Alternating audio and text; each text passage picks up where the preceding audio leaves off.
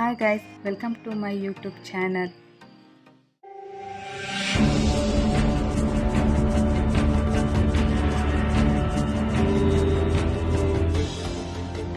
ಇವತ್ತು ನಾವು ಆಂಜನೇಯ ದೇವಸ್ಥಾನಕ್ಕೆ ಹೊರಟಿದ್ದೀವಿ. ಅದಿರೋದು ಹೊಳಲ್ಕೆರೆ ರೈಲ್ವೆ ಸ್ಟೇಷನ್ ಹತ್ರ ವಿತಿನ್ 1 ಕಿಲೋಮೀಟರ್ ಡಿಸ್ಟೆನ್ಸಲ್ಲಿದೆ. ನಾವು ಅರಸೀಕೆರೆಯಿಂದ ಹೊರಟ್ವಿ. ಆನ್ ದ ವೇ ಕಡೂರಲ್ಲಿ ವಿನಾಯಕ ಕೆಫೆಗೆ ವಿಸಿಟ್ ಮಾಡಿದ್ವಿ ಬ್ರೇಕ್ಫಾಸ್ಟ್ಗೆ. ಇಲ್ಲಿ ಕ್ವಾಲಿಟಿ, ಕ್ವಾಂಟಿಟಿ ಮತ್ತು ಟೇಸ್ಟ್ ತುಂಬ ಸೂಪರಾಗಿರುತ್ತೆ. ಈವ್ನಿಂಗ್ ಚಾಟ್ಸ್ ಕೂಡ ಸಿಗುತ್ತೆ ಇಲ್ಲಿ. ನೀವೇನಾದರೂ ಕಡೂರು ಸೈಡ್ ಬಂದರೆ ಈ ಹೋಟೆಲ್ಗೆ ವಿಸಿಟ್ ಮಾಡಿ. ಟಿಫನ್ ಎಲ್ಲ ಮುಗಿಸಿ ನಾವು ಮತ್ತೆ ಹೊರಟ್ವಿ.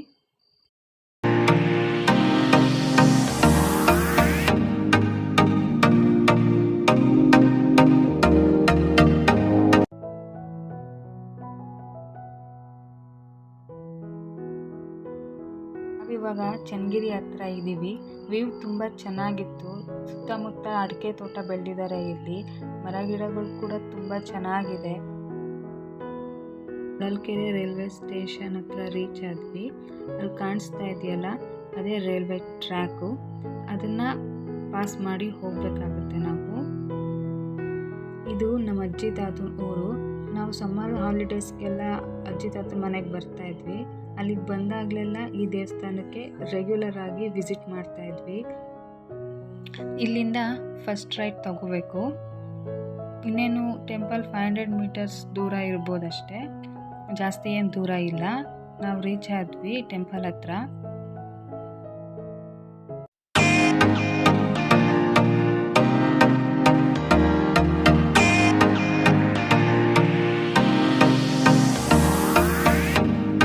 ಇಲ್ಲಿ ಲೆಫ್ಟ್ ತಗೋಬೇಕು.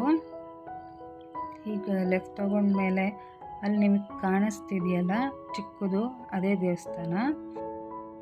ಇಷ್ಟೇ ಟೆಂಪಲ್ ಇರೋದು. ಈ ಟೆಂಪಲ್ ದೊಡ್ಡದೇನಿಲ್ಲ. ಮತ್ತಿಲ್ಲಿ ಯಾವಾಗಲೂ ಹೀಗೆ ಇರೋದು, ರಶ್ ಇರಲ್ಲ, ಜನ ಇರಲ್ಲ. ಮತ್ತು ನಾವು ಹೋಗೋ ಅಷ್ಟರಲ್ಲಿ ಆಲ್ರೆಡಿ 1 o'clock ಆಗಿಬಿಟ್ಟಿತ್ತು. ಅದಕ್ಕೆ ದೇವಸ್ಥಾನ ಬಾಗಿಲು ಹಾಕಿದ್ದಾರೆ. ಬೆಳಗ್ಗೆನೇ ಬಂದು ಪೂಜೆ ಮಾಡಿಕೊಂಡು ಒಂದು 11 ಗಂಟೆವರೆಗೂ ಇರ್ತಾರೆ ಅನ್ಸುತ್ತೆ ಅವರು. ಆಮೇಲೆ ಇಲ್ಲಿ ಡೋರ್ ಹಾಕ್ಕೊಂಡು ಹೋಗ್ಬಿಡ್ತಾರೆ.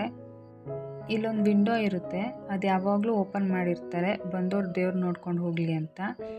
ಅಲ್ಲಿಂದ ದೇವರು ನೀಟಾಗಿ ಕಾಣಿಸುತ್ತೆ. ಡೈರೆಕ್ಟಾಗೆ ವಿಂಡೋ ಇರೋದು. ನಾವಿವಾಗ ಅಲ್ಲಿಗೆ ಹೋಗಿ ನಾವು ವಿಂಡೋ ಹತ್ರನೇ ಪೂಜೆ ಮಾಡಿದ್ವಿ. ಇದೇ ದೇವರು ಆಂಜನೇಯ ದೇವಸ್ಥಾನ, ನಾನು ಆವಾಗಲಿಂದ ಹೇಳಿದ್ದು. ಇಲ್ಲಿ ವಿಂಡೋ ಹತ್ರನೇ ನೋಡಿಕೊಂಡು ಪೂಜೆ ಮಾಡ್ಕೊಂಡು ಹೋಗ್ತಾರೆ. ನಾವು ಹಂಗೇ ಇಲ್ಲೇ ಪೂಜೆ ಮಾಡ್ಕೊಂಡು ಬಂದ್ವಿ. ಇಲ್ಲಿಗೆ ನಾನು ವ್ಲಾಗ್ ಎಂಡ್ ಮಾಡ್ತಾ ಇದ್ದೀನಿ. ನನ್ನ ಚಾನಲ್ಗೆ ಲೈಕ್ ಮಾಡಿ, ಶೇರ್ ಮಾಡಿ, ಸಬ್ಸ್ಕ್ರೈಬ್ ಮಾಡಿ.